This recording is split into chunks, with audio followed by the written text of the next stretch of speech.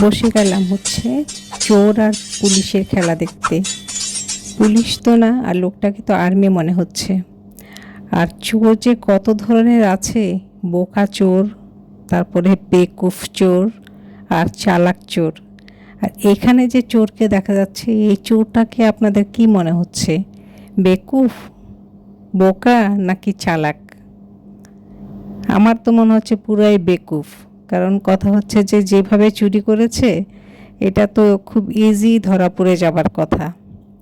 কিন্তু এই পুলিশ না আর্মি ভাই, সে কিন্তু বেশ সময় নিয়ে মজা নিচ্ছে, নাকি তার পুলিশ চোরটাকে ধরতে তার সময় লাগছে, কিছুই বোঝা যাচ্ছে না। তো এটা হয়তো কমেডি করে বানিয়েছে, নয়তো এরকমভাবে তো দেখানোর কথা না।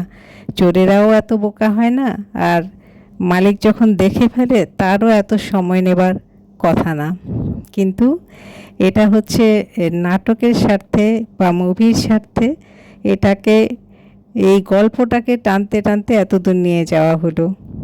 আর চোরের অবস্থা দেখেন, একজন একটা বস্তা চুরি করে দৌড়ে পালালো, আরেকজন একেবারে পুরো গাড়ি সহ নিয়ে পালালো। তো পালাতে হতে কি হলো, শেষমেশ তো ধরা পড়লই। এই যে দেখেন, একজন আছে এক বস্তা নিয়েই দৌড়াচ্ছে, আরেকজন একদম ট্রাক নিয়ে দৌড়াচ্ছে, আর পিছে পিছে দৌড়াচ্ছে হচ্ছে আর্মি ভাই। তো এখন একটা মজা, যে সে গাড়িতে উঠে গেছে, উঠে যাওয়ার পরে চোর এখনও টের পায়নি যে তার গাড়ির পেছনে মালিক উঠে বসে আছে।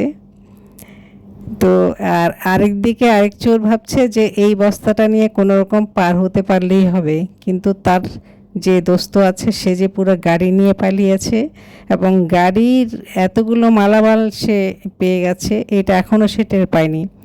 সে টের পাবে যখন, যে সে একটা বস্তা নিয়ে এত কষ্ট করেছে, কিন্তু তার বন্ধু তো পুরো গাড়ির যত মালামাল ছিল সব মেরে দিয়েছে। তো এদিকে দেখা গেছে যে সে তো খুশিতে আটখানা, যে গাড়ি প্লাস গাড়ির সাথে এতগুলো মালামাল। আর এইদিকে যে মালিক গাড়ির পেছনে লুকিয়ে আছে, সেটা তো সে টেরই পায়নি। এখন তার বন্ধু এসেছে, আসার পরে দেখে যে এক বস্তা নিয়ে সে এসেছে এতক্ষণ পরে।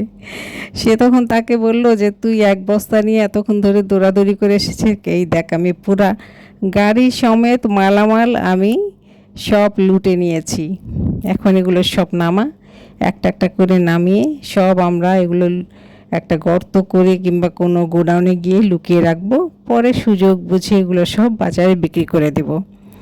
কিন্তু মালিক যে তাদের আশেপাশে ঘুরঘুর করছে কিংবা ওই তাদের মজা দেখছে, সেটা তারা তখনও টের পায়নি। তারপরে যখন টের পড়ে, তারপরে অবস্থা তো দেখতেই পাচ্ছে কি অবস্থা। এগুলিকে এখন কি করা দরকার বলো? এমন মাইর দেওয়া দরকার যে জীবনে যেন এইসব কাজ আর কখনো না করে।